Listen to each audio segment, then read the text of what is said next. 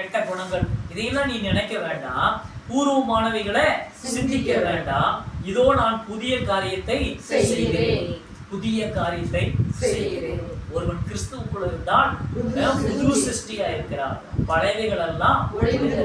அப்போ கர்த்தர் உங்களுக்கு புதிய காரியத்தை செய்யணும் அப்படின்னு சொன்னா உங்களுக்குள்ள இருக்கிற பழைய கெட்ட சுபாவங்கள், குணங்கள், பேச்சுக்கள் எல்லாம் விட்டுரும். அல்லேலூயா.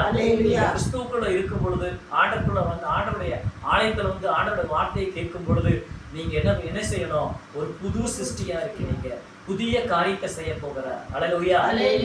சரீர சுகத்திலையா இருக்கலாம், படிப்பு காரியத்திலா இருக்கலாம், வேலை காரியத்திலா இருக்கலாம், இல்ல வீடு கட்டுற காரியத்திலேயா இருக்கலாம், எந்த காரியமா இருந்தாலும் சரி. அல்லேலூயா.